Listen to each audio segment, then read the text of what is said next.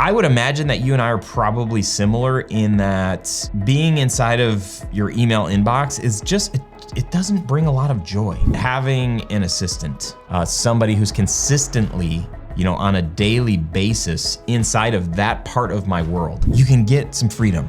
You can get your time back. You can find more joy in the work that you're doing if you don't do all of the things. What's up, friend? Welcome to the Grow Your Video Business podcast. I'm Ryan Coral, and I'm your host, and I am really glad that you're here. One thing I'm not glad about is I was originally going to be interviewing a guest at this time, and said guest did not show up. And I was like, we still need a podcast episode. So here we are. It's just you and me today, and I wanted to share with you something that I continue to believe in more and more is vital to growing in your business, to find freedom in your business, and to feel like you are not completely buried and helpless. If you've ever felt like, holy cow, there's so many things happening, I barely have time to breathe, then you probably own a video production business. This is hard work, isn't it? At our studio, so much has changed. I mean, since COVID, it's crazy how much the team has changed. I feel like over the years there was, we experienced growth in some different ways, and what that really amounted to was like we just continued adding to the team, and the team would get bigger and bigger. And I didn't realize that as the team got bigger, there would be more issues because of things that we didn't have. I don't know. I don't want to say in writing, but we just didn't really have a clear roadmap. What we would find ourselves in a position of like, man, like our editors they're feeling swamped, so let's hire another editor. Man, projects seem pretty unorganized, so let's just find maybe one person that can do projects. And we got to 8 or 9 employees at one point in the history of the business. And holy cow, without having like one person that was managing everybody and doing it well, that was stressful. And at that point, I was the person, and I did not like that job. I did not want that job. I didn't realize it. I wouldn't like that job. But managing people is not the thing that brings me life in this work. So, post COVID, my longest standing employee of 10 years, our creative director, he quit. And he gave us a lot of time for us to offboard him and kind of transition whatever. He didn't just like out of nowhere. But in my mind, I was thinking like, hey, we've got, our team is a lot skinnier now. I think through COVID, there were 4 of us. And so I was just envisioning, okay, these are the building blocks. This is where we go from here. And a year and a half later or so, my second longest standing employee of 9 years leaves. And I'm like, oh my goodness. And so I'm having to, I've rethought my business in some major ways when each of these employees had moved on. And then so I thought, okay, so this is the new Tell Studios. This is the new production business, and this is the direction that we're going. And then, and then other stuff happens. People transition, I hire some new people, but then also my own desires, like the things that I get fired up about in this business, in our video production company, and the kind of work that's getting me excited, and the things that I'm realizing like, oh, I'm actually like really good at this, and I probably should never do this. And so it's just this like, constant, what's the word? Growth, growing and shrinking. But for me, like, I said to somebody at my daughter's, at the elementary school this morning as I was dropping her off to one of the dads, and there's that saying like, I finally feel like I'm figuring out what I want to be when I grow up and what I want to do. And so I'm in a new season of that, which is very, very interesting. One of the things that has helped me stay somewhat sane, I think, is having an assistant, having an executive assistant, somebody who is helping me drop fewer balls, and someone who's helping me get clients scheduled on my calendar and helping point me to, hey, like these emails have just come in, like seems like you should probably do something with them. Somebody who's consistently, on a daily basis inside of that part of my world. I would imagine that you and I are probably similar in that being inside of your email inbox is just, it doesn't bring a lot of joy. The times that it brings joy is when it says, hey, so-and-so just signed a contract. Hey, so-and-so just made their deposit. Like those are the best emails to get. Or, client says, oh my gosh, this was amazing. Those are about the only emails that I really look forward to getting, right? Or a new inquiry email. But outside of that, like everything is just, oh man, there's so much, and we do so much work inside of email, and it just takes so much energy. And I just don't have the energy. I 20 years doing this work, and I just want to do the things that I'm really good at. My encouragement, what I wanted to capture in this episode today is, if you're stuck, you're feeling like you're doing all the things, and you're probably doing most of them, but you're also probably feeling like I would never be able to give up the reins of my email. I just couldn't trust somebody. I would be afraid that something bad would happen. I want to let you know, I've been doing this for a long time, and some balls have gotten dropped, and some, I don't want to say bad things, but some annoying, a couple of embarrassing kind of things, like, oh my gosh, you reached out 2 months ago, and here we are just following up because my assistant didn't follow up or tell me, hey, you need to follow up with this person. But I will say that the things that have gone wrong, or the things that have gone right, far outweigh what has gone wrong. And I would love for you to be able to experience a fraction of that. I mean, I would love for you to be able to experience the whole thing.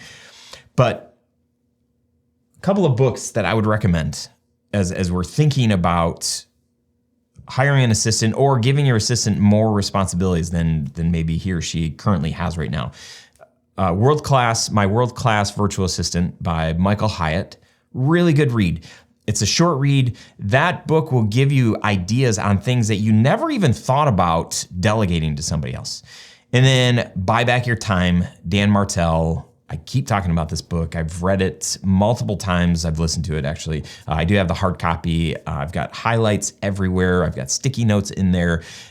The way that he has gotten to a place with his assistants, he calls them playbooks, right? So he has a playbook for his assistant and how to process his email, how and when to book time on his calendar, or how to plan trips and take care of flights and all of that stuff. Wow, it has become an addiction to experience having an assistant that is rocking and rolling, that is firing on all cylinders. And I've had multiple assistants over the last 5 or 6 years, and some have been amazing and others have been like total duds.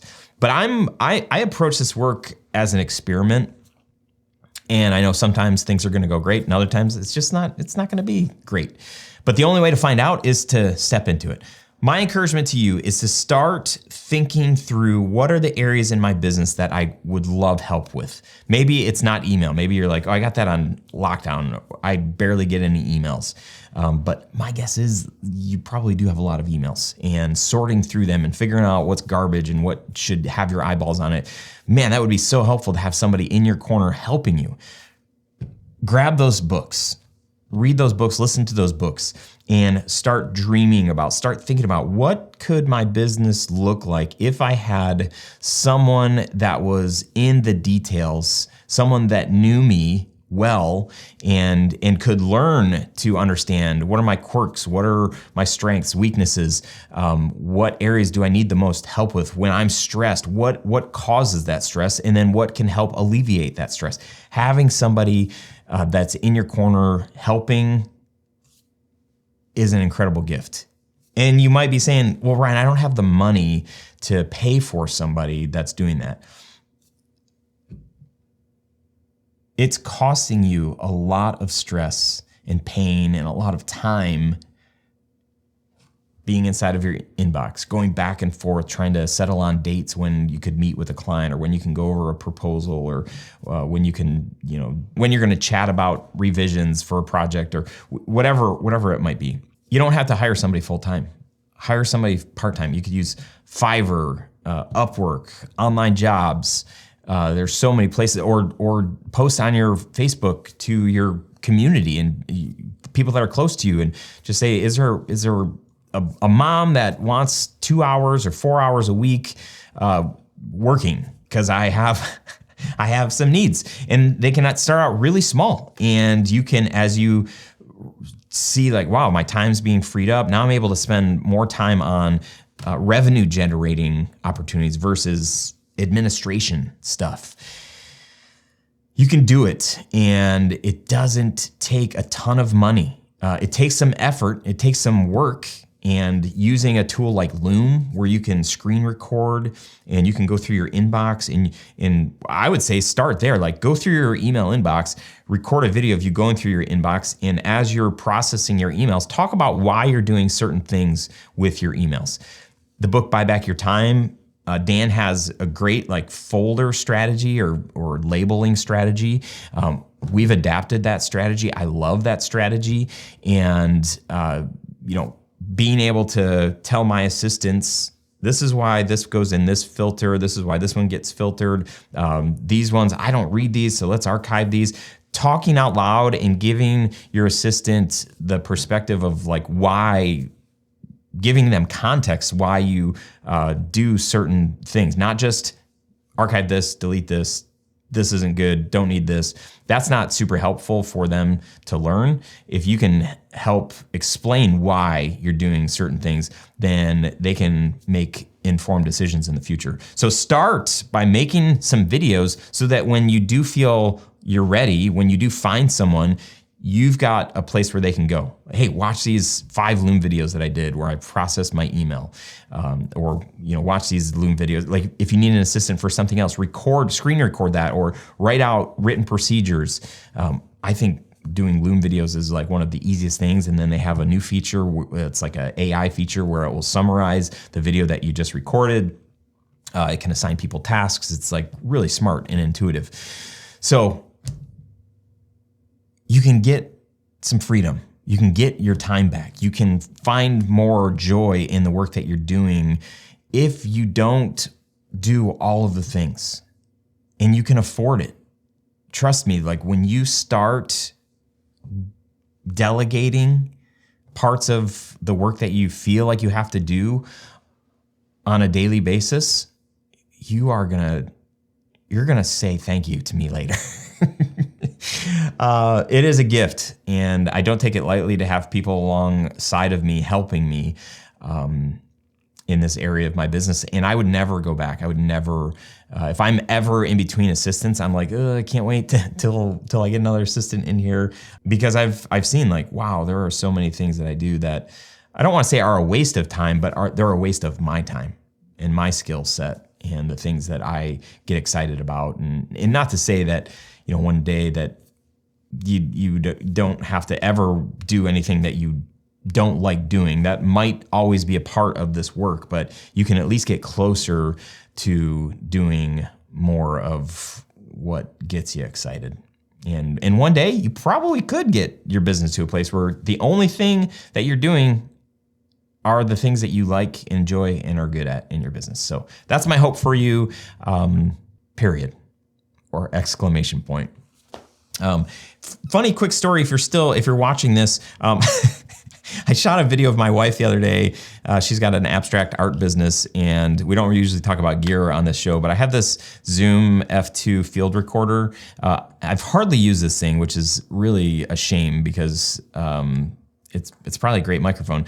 I went to use it with her and I'm charging it. There's this USB-C thing. I've been charging it and it's not charging. I'm like, what the heck? And then I realized like, oh, wait, there's batteries. Like there's actually batteries that go in here. I opened up the battery compartment right before this episode and there's like, I think that's acid or whatever. Like everything's corroded and amazing. Anyway, I hope this episode has been helpful for you. If you're new here, I have a workshop. It's called the 6-Figure Filmmaker Workshop. You can get access to this workshop by going to studiosherpas.com/workshop. And I kind of go through my last 20 years of big mistakes I've made, biggest things I've learned, and try to impart as much wisdom as I can on other video business owners. So go check out that workshop. Again, at studiosherpas.com/workshop. And if there's anything I can do to serve you, to help you, please don't hesitate to reach out. My email is Ryan, R-Y-A-N, at studiosherpas.com. It's with an S at the end, not a Z. I might have made it sound like a Z. Sherpas. Thank you so much for being here. I do hope the best for your business. So let me know how it's going, and I look forward to chatting with you real soon. See ya.